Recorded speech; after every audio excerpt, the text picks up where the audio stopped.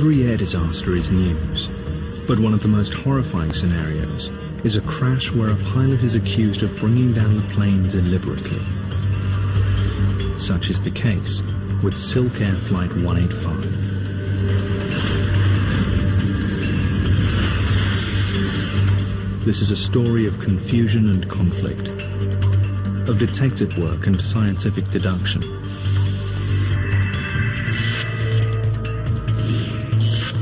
And above all, it is the story of the pressure investigators come under to determine the cause of a crash, however shocking their conclusions might be.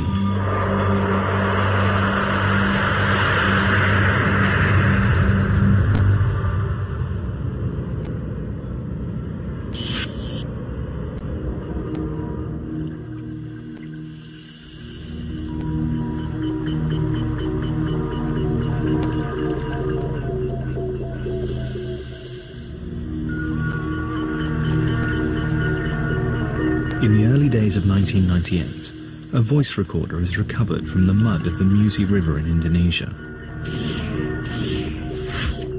Crash investigators hope it contains a record of one of the most controversial disasters in aviation history.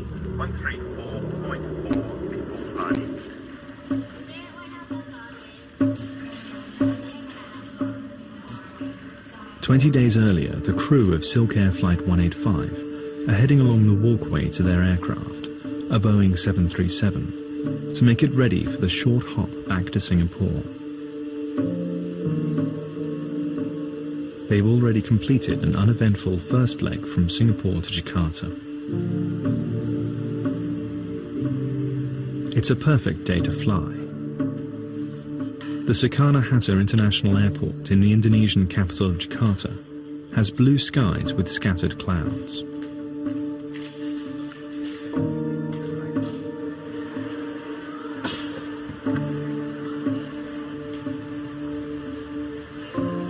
"97 passengers are joining Flight 185 for the 1-hour, 40-minute journey to Singapore. They come from 14 different countries, the oldest passenger 77, the youngest 2. They are heading to Singapore during this holiday travel season. Flaps, 5 degrees green light. The voice recorder reveals that everything is completely routine in the cockpit. 4.7 unit check. 00, 4.7 checked. Takeoff briefing? Complete. It's complete to the line.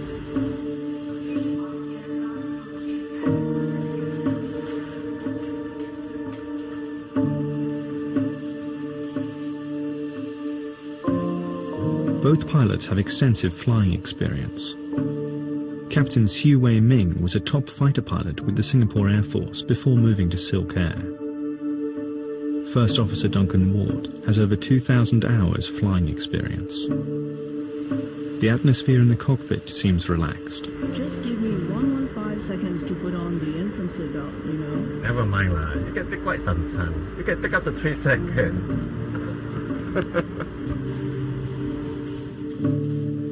The last passengers board the aircraft, and the doors are closed.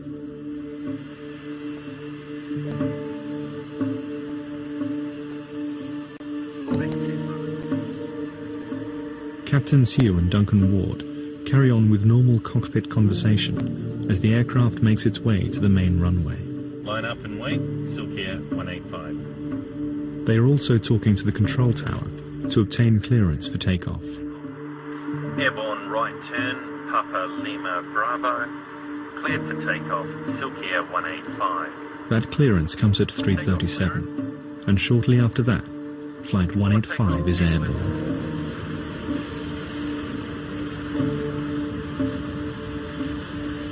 Jakarta Air Traffic Control assigns the 737 a cruise altitude of 35,000 feet. And as the aircraft passes through 19,000 feet, Captain Siu starts the familiar welcome routine. Good afternoon, ladies and gentlemen. This is your captain. My name is Su Wei Ming. On the flight deck this afternoon with me is First Officer Duncan Ward. The seatbelt sign is now off. Feel free to move around the cabin. However, while seated, for your own safety, have your seatbelt fastened.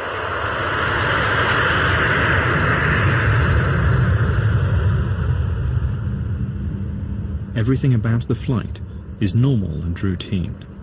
Drinks, Passengers and the flight crew are offered a light meal and drinks. Just a couple. Some water, you want? Fine, thanks.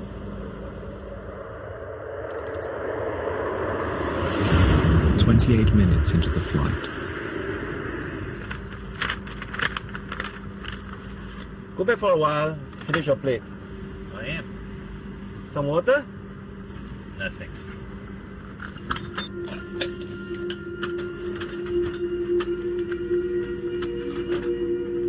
This is the last conversation recorded on the cockpit voice recorder of Flight 185.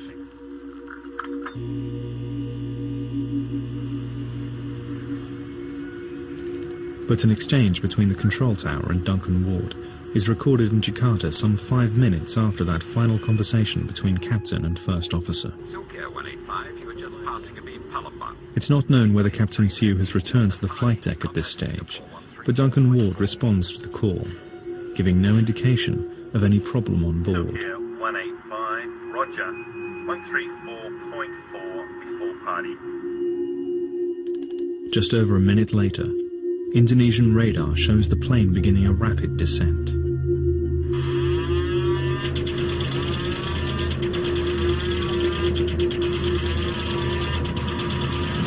It drops 15,500 feet in just 30 seconds before disappearing from the radar screen.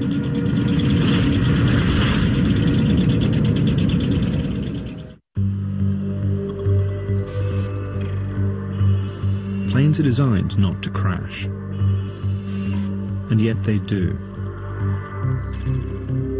And some of the world's top aviation minds are employed to find out precisely why. The air crash investigators. As an investigator, you hope that you can bring some positive to light out of a very tragic circumstance. My goal has always been, I want to enhance aviation safety. On December 19, 1997, SilkAir Flight 185 disappears from the radar screen while on a routine flight from Jakarta to Singapore. There's no emergency call from the crew. I was working, and then the plane came from that side. It made a sound like rah, and then it made a U-turn to that side and crashed into the river with a big boom and a water splash. The village of Sukamaju sits on the bank of the Musi River near Palembang in Indonesia. This peaceful setting is shattered when Flight 185 smashes into the river just hundreds of yards from this small community. The villagers immediately launch their boats, but find only small pieces of debris and personal items. There is no trace of the 104 people aboard the aircraft.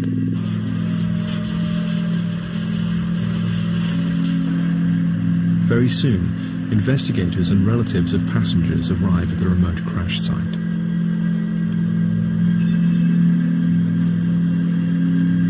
It's clear to all that no one could have survived the devastating crash. It's time for the air crash investigators to begin their painstaking work. At the beginning, I saw nothing. It was completely underwater. And you have to know that after that we found out that the aircraft was completely destroyed. Completely destroyed. Professor Duran heads up the Indonesian Investigating Authority, now known as the National Transportation Safety Committee. He's joined by a team of experts from America's National Transportation Safety Board.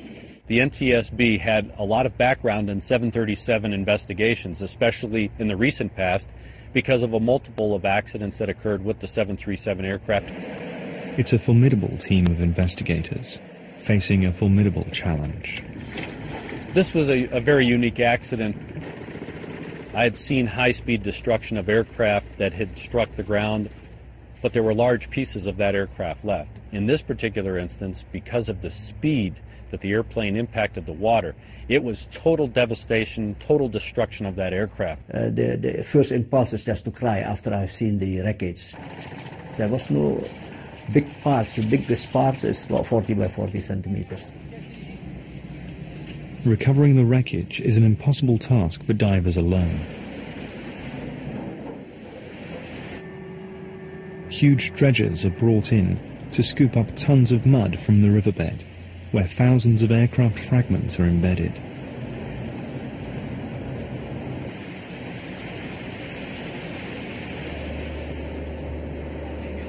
Any one of these fragments could hold vital clues. Of paramount importance, the flight data recorder and the cockpit voice recorder, the two black boxes that record every detail of every flight. If the box has stayed intact, it has what's called a pinger on it, but it's only good for 30 days. So it's a race against the clock to find those two boxes. Days of searching and dredging the muddy river bottom turn up nothing but shattered aircraft fragments.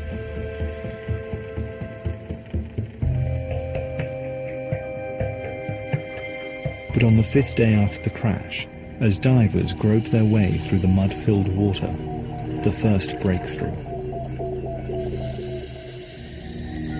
The flight data recorder box is found. And as if by a miracle, a dredger brings up the cockpit voice recorder 15 days later. The black boxes are dispatched with Professor Duran's blessing to the US for analysis.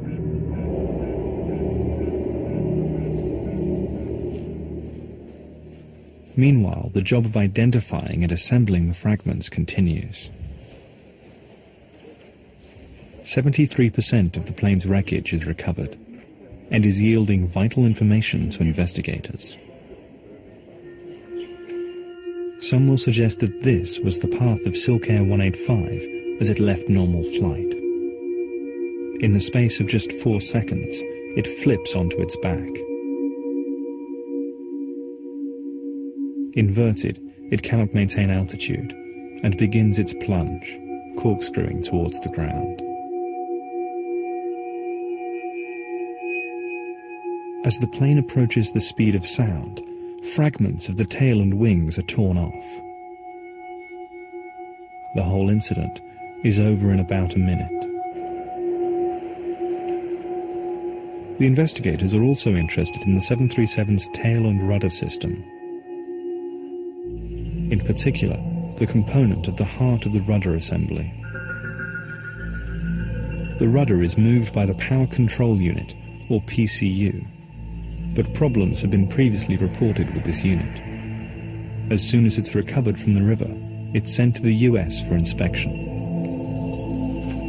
But other wreckage fragments are yielding some shocking information.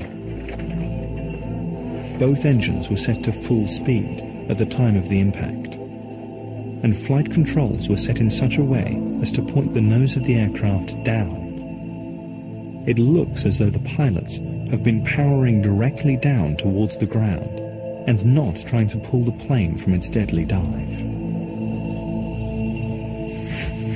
Meanwhile, news begins filtering back from the States. Firstly, the rudder power control unit and servo valve are returned with a clean bill of health. More intriguing are the findings about the plane's flight recorders. They are not revealing the data they should.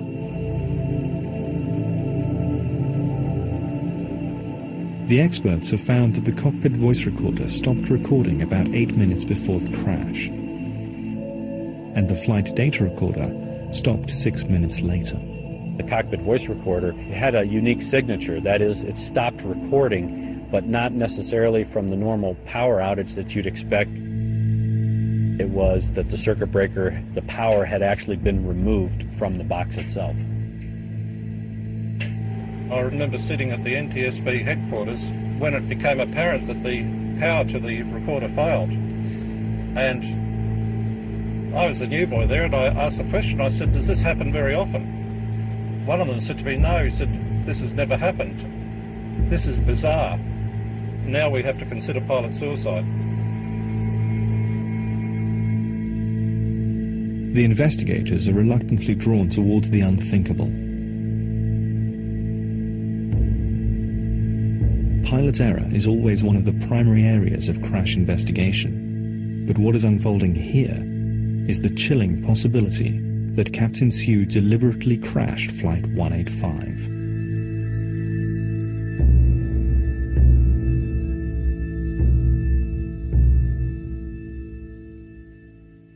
Siu had been a fighter pilot with the Singapore Air Force for 16 years before joining SilkAir. He was considered a top gun in the Air Force, eventually joining the Black Knights, the Air Force's aerobatic display team. Investigators delved into Siu's Air Force history and found he had several brushes with death. Reaching the rank of Major, Siu decided that civil aviation offered him the chance to keep flying and spend more time with his family.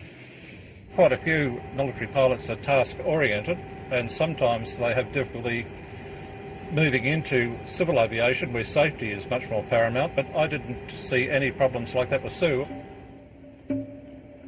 Siu Wei-ming left the Air Force in 1992 for SilkAir, where he was fast-tracked into the captain's seat and then later promoted to instructor pilot. But he ran into professional problems just months before the crash. SilkAir questioned Siu about an unorthodox landing.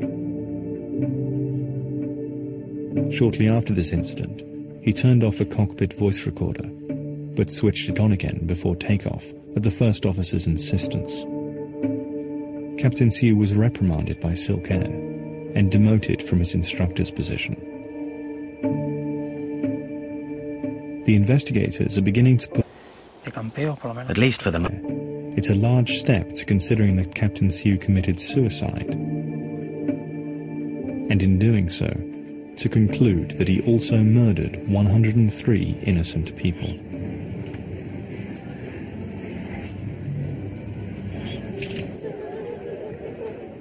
The families of the victims return to Indonesia for a funeral service. The coffins are symbolic. They are being buried empty, as virtually no body parts could be recovered from the river. The grief of the relatives is a palpable reminder for the investigators. The families need answers. Why happened a new aeroplane become like that? You know, why that plane? What happened to, you know? Betty's daughter was Bonnie Hicks, a well-known model and author in Singapore. She was on her way to a family holiday with her American boyfriend.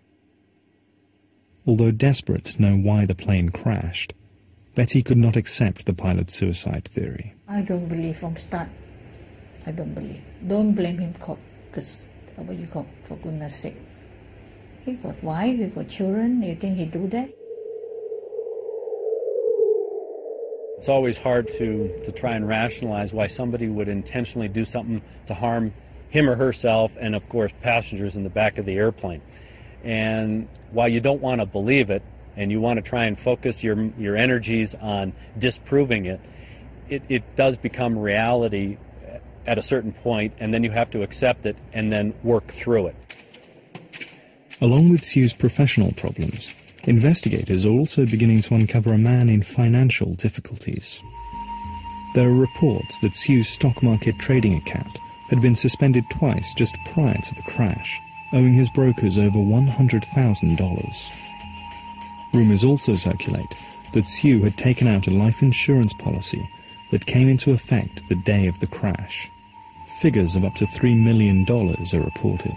All of a sudden, you start to build this picture that this pilot is surrounded in a black cloud. Things are starting to collapse. They're starting to implode. They're piecing together a picture of a man on the brink, capable of anything, overwhelmed by financial pressures brought on by a money-obsessed lifestyle.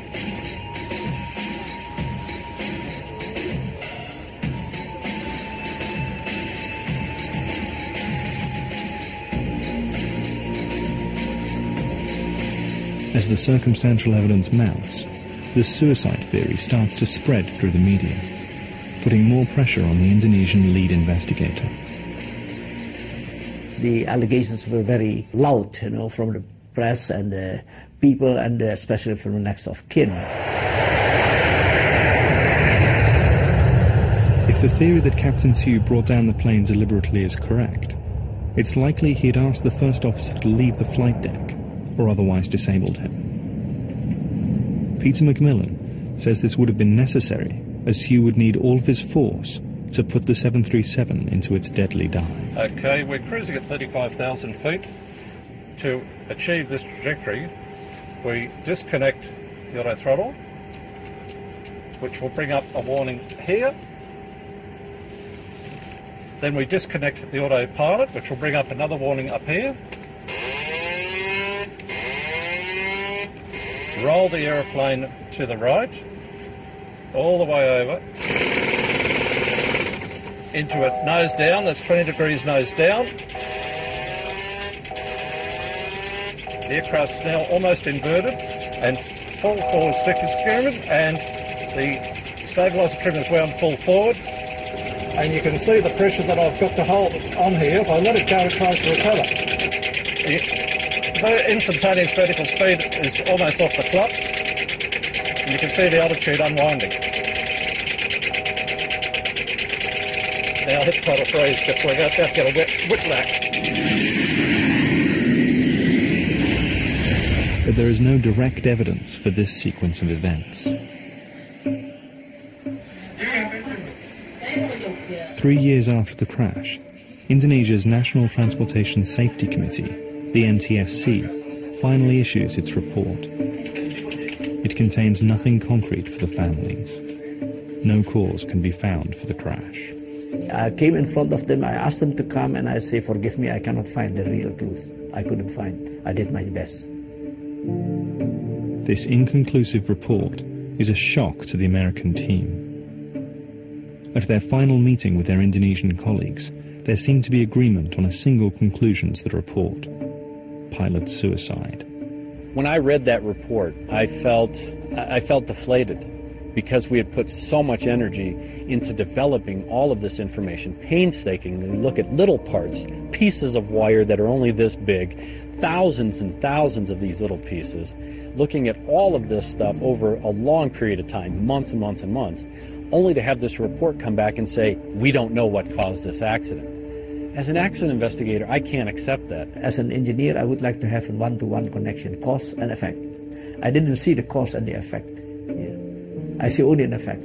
The aircraft went down. I don't know what the cause is. And I cannot prove that the cause of the accident going down, the aircraft going down, wasn't suicide. It could be also a mechanical failure. We did have a reason for it. We did identify that reason, and it was an intentional act, not a physical problem with the airplane, and it wasn't an unknown. We did have a known. In an unprecedented on-page spat, the NTSB and the NTSC comments and counter-comments are published and incorporated into the final report. Instead of clarifying the crash, this report simply brings further confusion to the families of the victims. And for them, they can't understand. You've done all this, you've spent all this money, you got all this expertise, and you can't figure out what happened?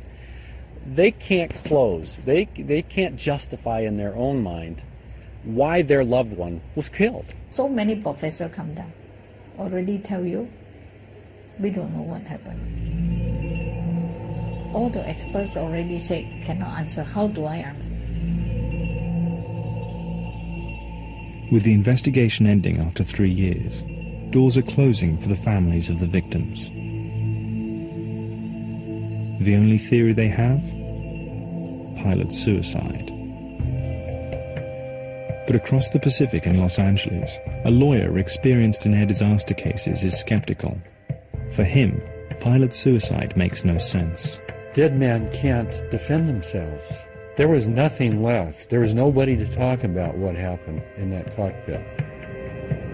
If Captain Sue did not bring down the plane, then it has to have been a mechanical fault, he argues. And so he begins his own investigation. It was the world's first passenger jet, the ultimate in British engineering and luxury. So when two de Havilland comets crashed in quick succession, killing everyone on board, Britain's supremacy in commercial aviation crashed with them. How could it happen? Now National Geographic Channel investigates the tragedy that stunned the nation. Seconds from disaster, comet air crash, Friday at 9:30 on National Geographic Channel. One man's pilgrimage 10,000 miles through war-torn regions, hostile situations, harsh terrain, to walk where the biblical characters once walked, to experience their stories where they first began, witness the Bible's teachings brought to life, Walking the Bible, coming soon on National Geographic Channel.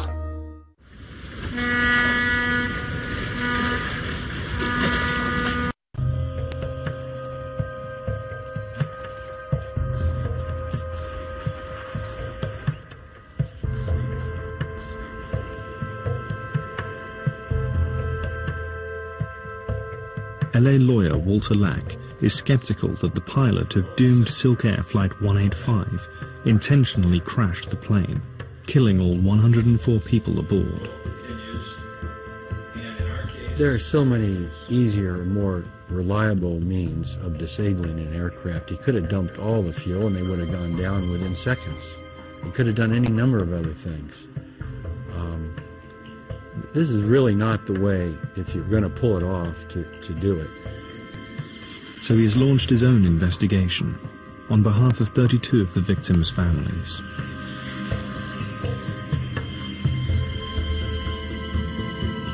The 737 is the world's most popular aircraft, with more than 4,800 taking to the skies since it was first introduced in 1967. But it's not been entirely without problems.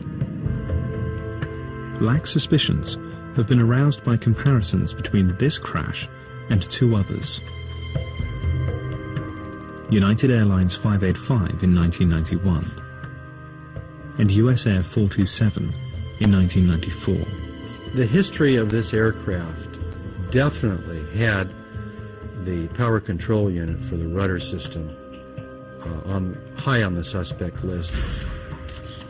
Behind the unit in question, Parker Hannifin, one of the world's largest manufacturers of hydraulic equipment. Walter Lack calls in experts, father and son team Don and Colin Summer, who have experience in the aviation industry and in testifying on behalf of crash victims. SilkAir came in the wake of both the United 585 crash in Colorado Springs and the US Air 427 crash in Pittsburgh. We were also charged with investigating those crashes.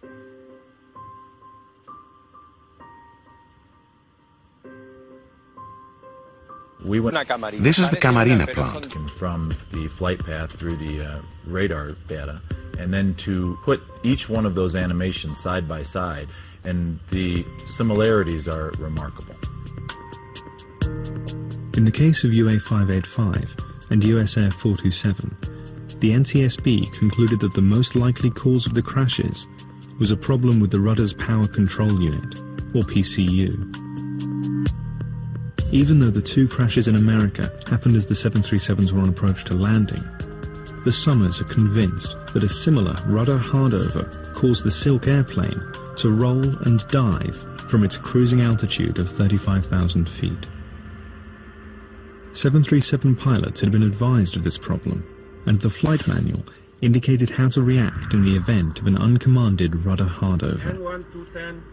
Both Captain Siu-Wei Ming and First Officer Duncan Ward received this extra training. In a simulator, a pilot knows that it's coming. He knows what the routine he's supposed to run through is. When the pilot is in cruise flight, as in SilkAir 185, he is not expecting this type of action. He's not expecting the aircraft to roll over. And now he's, in a position where he's hanging by his seat belt. He's trying to figure out what happened. And the fact is that in the 737, there is no warning. There is no indication as to where the rudder panel is, and there is no light, no sound, no hint to the pilot that something has gone wrong with the rudder. Because of the history of rudder problems in the 737, the maker of the PCU, Parker Hannifin, was put on standby right after the crash to help identify recovered wreckage. Lack and his team claimed that Parker found the PCU, but their tests didn't uncover the whole story. They sent a GO team immediately to go locate this thing, and they found it 20 foot below water, buried in the mud. It took them 3 weeks to recover it. And they gave it kind of a cursory look and said, we don't find anything wrong with this valve. It seems to be functioning perfectly normal. And then they sent it back to the NTSC. They did everything except the proper test to determine whether there were defects in it. The unit was sent back to Indonesia. Now, 5 years later, if Walter Lack is to have his case, he will need to locate this one small component. But there's a hitch. The investigator sent to look for the part finds that all that remains of SilkAir 185 is a mountain of paperwork. The wreckage itself has been destroyed just weeks before. But fate is to take a hand.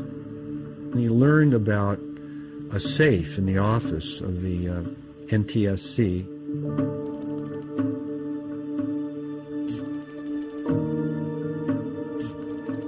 After much persuasion, the investigator is granted access.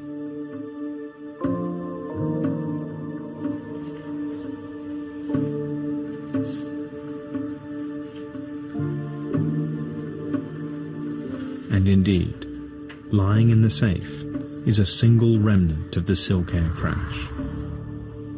And not just any remnant. It was the actual servo valve that's been the focus of our attention. Finding the power control unit is a remarkable breakthrough. The one piece from all the many thousands that the investigators needed. A unit the size of a soft drink can. The only part still in existence from the SilkAir 737. This is a dual concentric servo valve as manufactured by Parker Hannifin. And inside the valve are two servo slides. The interior slide is known as the primary slide. And that primary slide has tiny little lands on it. And in those lands, hydraulic fluid is ported. The secondary slide, which rests inside the housing, also has lands on it. This valve is part of the 737's hydraulic system. When a pilot steps on a pedal, a hydraulic impulse passes down the length of the plane to the valve, which activates the rudder mechanism, turning it to one side or the other. The movement of each of these slides in either direction is only about the thickness of a small coin. So in order to move the entire rudder surface of a Boeing 737, this little valve only moves 45 thousandths of an inch in either direction. This precision device has built-in redundancy. Each slide is supposed to take over if the other should fail. The problem that was discovered is that if the secondary slide becomes jammed, the rudder will go to a hard over position and the pilots cannot return it to neutral.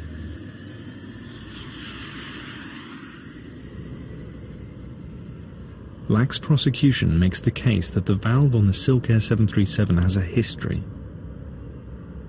They find paperwork showing the valve failed a test after it was manufactured. Parker contends that the test in question would not affect the function of the servo valve, and that after further inspection it was passed and installed in the SilkAir 737. Considering the history and how many crashes there have been, I would have thought that people would have been much more interested in the dual concentric servo valve and the signatures left inside it than they were.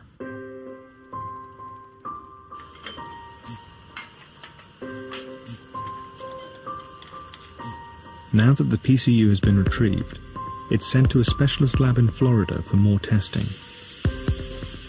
The unit is examined using a scanning electron microscope, a device that enables higher magnification, larger depth of focus, and greater resolution than a conventional light microscope. We spare no expense and we spare no time to absolutely prove a point is either true or not true. Many times we wind up in the court system, and when you're in the court system, you better have your ducks in a row, because there's going to be some people asking you some pretty hard questions. The This component is virtually hand-finished in order to make it as smooth as possible when the part was shipped to Boeing. But the prosecution claims these metal burrs or shavings were left over from the manufacturing process. These microscopic flecks seem insignificant. But according to Walter Lack's expert Colin Summer, the fate of an entire 56-ton aircraft may depend on these tiny shavings of metal. But this marked the start of the captive breeding project. Tight tolerances and such a snug fit between all these components is that they are very, very intolerant of any kind of impurity that is running through the system. Any kind of a metal chip, any kind of a burr, any kind of an imperfection during manufacture causes a huge effect on tolerances of these sizes.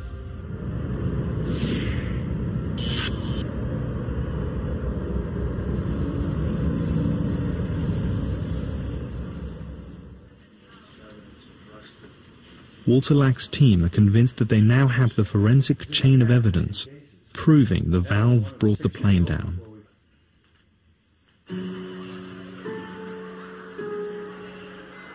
But still, there is evidence for suicide that Lack hopes to refute. If he was going to commit suicide, why didn't he do it on his way down? Why did he wait till the way back? He had his wife waiting for him at the airport. The last thing he told her was, "Well, pick me up at 4 in the afternoon. We're going to get in about 3:45. This flight was completely normal in every way. This is your captain. You can tell from the conversation, even with the interaction of the flight crew, the stewardess who came in, they were kidding with each other. There was nothing morose about the behavior, nothing out of the usual. And the police investigation into Siu's financial background revealed he had taken share losses of more than $1.2 million. But at the time of the crash he was solvent, having sold 2 properties and had a net worth of nearly $350,000. And the multi-million-dollar life insurance policy, allegedly taken out days before the crash, was actually a policy to cover the $570,000 mortgage on his new house, a standard banking requirement. But one of the strongest arguments in favor of the theory that the captain intentionally brought the plane down was the fact that both black boxes on board the plane stopped recording before the crash. The claim was that he had switched them off deliberately to cover his actions. But not everything on board the plane was as it seemed. The 737 was a new plane, just 10 months old. When it was delivered, it came with a state-of-the-art solid-state flight recorder. SilkAir apparently replaced the original flight data recorder with this unit that rode to the crash. Walter Lack's investigators finally get hold of the data recorder 6 years after the crash, and their analysis raises new questions. This was an old, tired unit that had failed to record more than 4,000 seconds of data across 60 parameters in the last 25 hours prior to the crash, which would include the 12 flights prior to the accident flight. According to their analysis, some of the stoppages are as short as 4 seconds, some as long as 11 minutes. This flight data recorder was consistently switching itself off. To Lack and his team, it looked like the case for suicide by Captain Siu and the murder of 103 innocent people was diminishing fast. That far from crashing the plane deliberately, the pilot and co-pilot were engaged in a desperate bid to save the aircraft in their dying seconds. The pilot and the co-pilot would have been more than likely going through the steps that they had been trained to do to determine what had happened to the aircraft to try and correct for that action. One of the discoveries of the engine power as well as the trim of the aircraft showed that the engines were near full power when it hit the ground. In fact, Boeing issued instructions in their flight manual to perform these actions in the event of a rudder hardover.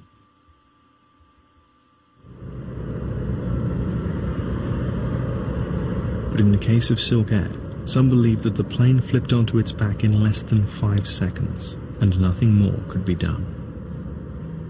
This was enough to take to the Los Angeles Superior Court. Over 6 weeks, the jury hear a formidable array of evidence from both Walter Lack's team and experts brought in by the manufacturer, Parker Hannifin. How was it that within 8 hours of this accident, somebody called you at home here in Los Angeles to tell you about the crash? There's over 100 different manufacturers of component parts on this aircraft. How were you on somebody's speed dialer? The 737 has a pretty significant history of uncommanded rudder movements. Why did power fail to the flight data recorder and the cockpit voice recorder? The power had actually been removed from the box itself. If one of those pilots on the flight deck was intentionally disabling those two black boxes, why didn't he disable them both at the same time? So what you're telling me, sir, and what you want this jury to believe, is you've made 5,100 of these servo valves, and not one of them ever contained a manufacturing defect. We were able to determine that there was interference between the secondary slide and the housing of the valve. And within 3 to 4 seconds, it reaches 90 degrees, completely on its side. All bets are off. A descent like that, with those parameters, requires deliberate pilot input. It is much easier to try and blame the pilot.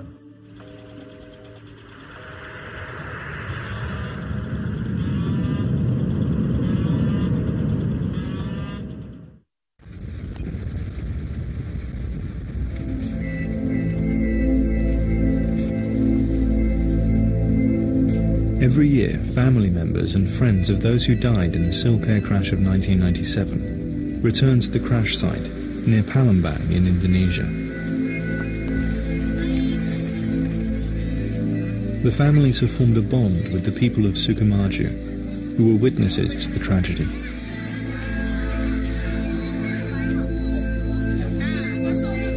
It's another station in their annual pilgrimage. And they always bring gifts. I know the village of people are very poor, so I just want to bring something for them. The poor kids, they're nothing. You know, why can't bring something for them, make them happy? And the moment I feel good, they're happy. Bonnie like me to do that also. It's a part of coming to terms with what has happened, letting some good come from the tragedy.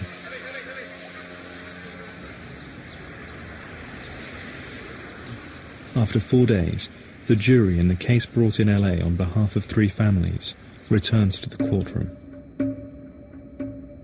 We, the jury, in the above entitled action, find the following special verdict on the following questions submitted to us. Did the servo valve contain a manufacturing defect when it left Parker Hannifin's possession? Answer, yes. There were 187 questions that had to be answered, and every one was yes in favor of the plaintiffs and against Parker Hannifin. That type of total victory is unheard of, even in these other cases where large amounts are awarded. The jury awards the 3 families nearly $44 million in damages. Was it a large amount of money? Unquestionably, yes, it was. Was it fair compensation for the evidence we put on? It was 100% justice. It's the kind of case they built the courthouse for. After threatening to appeal, Parker Hannifin makes a call. Although the company denies any liability for the crash, it agrees to settle with all 91 families involved. This will cost them an undisclosed amount. Nevertheless, some experts remain convinced that Captain Sue deliberately crashed the plane in a spectacular suicide. The evidence, the facts, conditions, and circumstances support that that airplane was physically capable of being flown by the pilot. I firmly believe that it was an intentional act and not a physical problem with the airplane. The fact is that we will never know exactly what happened in the cockpit in the last minutes of SilkAir Flight 185.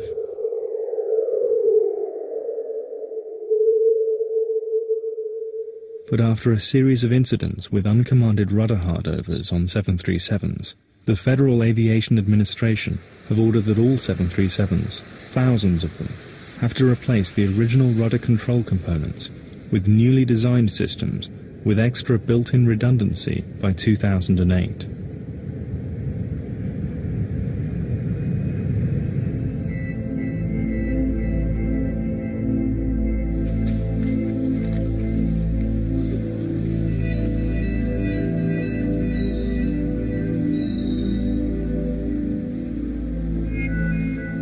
The day after the families have been to the village, they go to the memorial that has been erected to the dead of SilkAir Flight 185. It's a time for contemplation and for communing with their loved ones.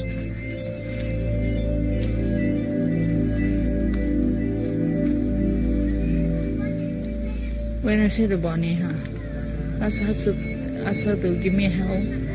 Ask Randy take care of Bonnie, Bonnie take care of Randy. They are in God, in another world. I still love them.